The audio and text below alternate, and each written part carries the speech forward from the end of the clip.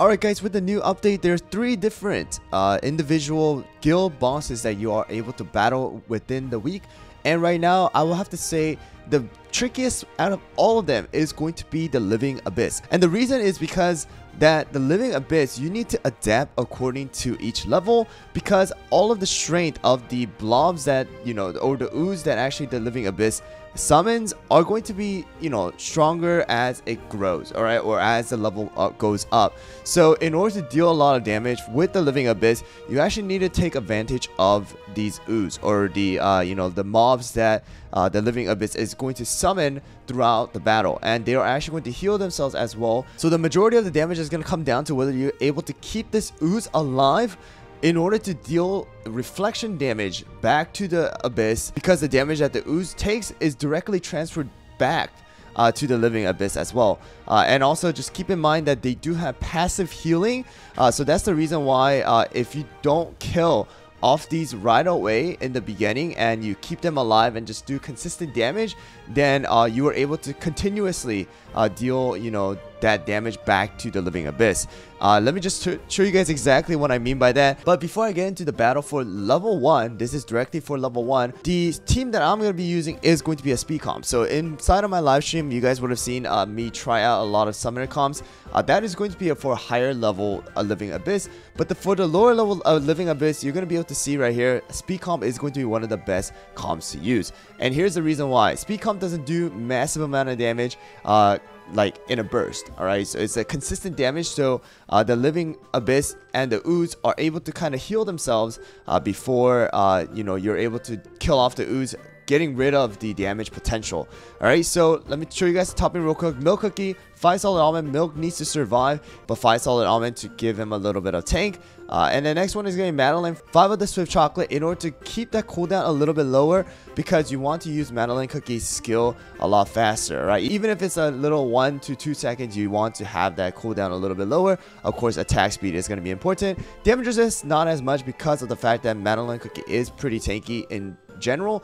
You don't really need to have it. I just put it in just because those are kind of the subsets that I had.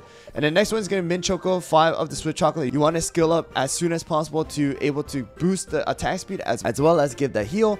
Next one, Cream Unicorn, 5 of the Swift Chocolate as well, giving that heal and the damage resist buff.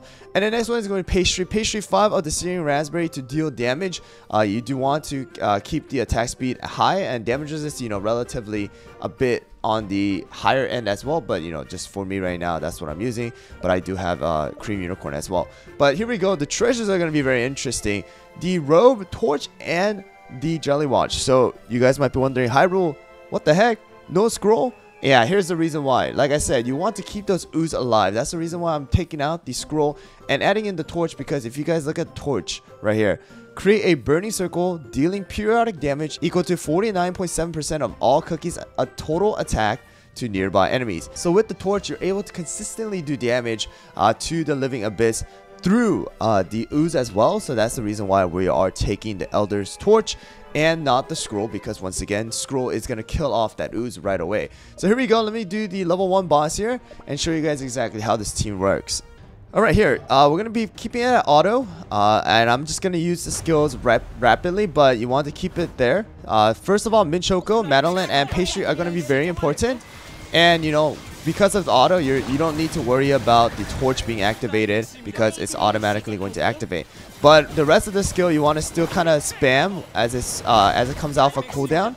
That's going to be important, but torch is going to always automatically keep activating. Alright, so Mint Choco going to be able to heal right there. There's an interesting thing that's going to happen later on as for Milk. I'm going to show you.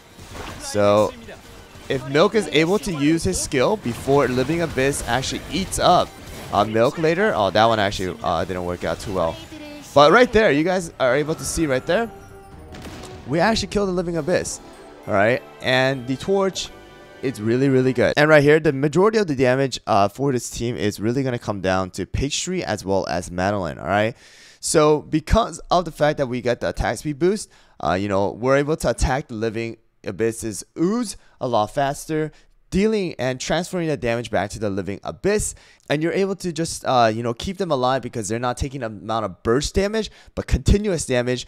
And you were able to see as the battle goes on, you're able to see that the Living Ooze are able to heal consistently. So that's going to be the level 1 team right there, Living Abyss. And of course, as the levels go up, you're gonna have to kind of adapt and change the teams accordingly. But right now, this is going to be one of the better teams, I would feel like, that you can try out for the Living Abyss level 1, because of course, you probably have some of these cookies leveled up because of the speed comps if you guys are much older players. Anyways guys, I'll continue to update you guys on the teams that are going to be used throughout the guild boss battles, and also I will be testing out Rye and Milk a little bit further and give you guys a more of a first impression / review later on today, so watch out for that video. Anyways guys, thanks for watching once again, and I'll see you guys all on the next one.